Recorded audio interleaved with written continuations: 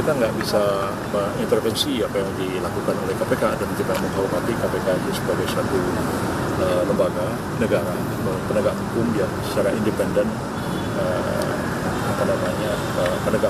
menegakkan hukum, termasuk juga kewenangan yang ada pada mereka untuk menahan, mencegah orang pergi ke luar negeri dan sebagainya, dan kita hormati keputusan yang diambil oleh KPK. Jadi kepada orang yang ditahan oleh KPK itu kita hormati juga hak-haknya untuk melakukan pembelaan.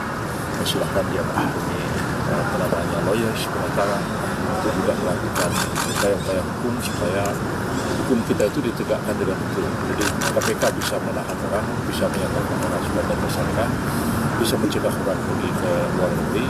Tapi para lawyers yang ditunjuk oleh orang yang ditahan itu juga harus mempunyai kesempatan yang sama untuk melakukan pembelaan.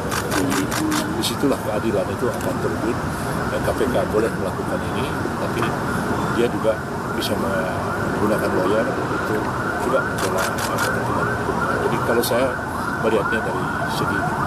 Tapi kalau saat masih proses pengadilan dan ditahan itu boleh kan? Ya. Jadi terhadap keputusan KPK melakukan kalau orang ditahan mungkin belum ada presidennya bisa pra-peradilannya. Tapi kalau orang ditetapkan sebagai tersangka itu bisa diajukan pra-peradilan apabila kita berpendapat bahwa dua bukti permulaan yang cukup itu tidak dipenuhi. Jadi belum masuk ke materinya.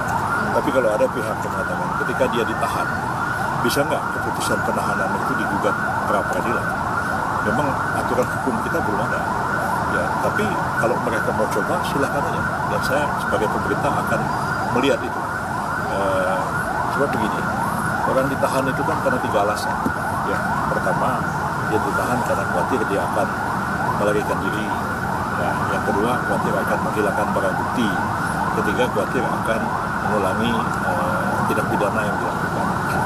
Kalau misalnya dia seorang bupati, ya, misalnya bupati itu kemudian dinyatakan sebagai tersangka terus ditahan. Khawatirnya dia lari ke luar negeri. Kan kita lihat ada jaminan dia tidak akan pergi ke luar negeri dan lain-lain sebagainya. Kedua, dia akan mengulangi perbuatan. Dia nggak jadi bupati lagi. Bagaimana dia mengulangi perbuatan itu? Dia bisa mengulangi kalau dia jadi bupati. Yang ketiga, kalau dia menghilangkan barang bukti, semua alat bukti sudah ada di tangan penyidik. Kalau orang itu tidak puas dia ditahan, bisa ya mengajukan gugatan pra-peradilan. Kita lihat aja sebab kita lihat apa ada di putusan itu.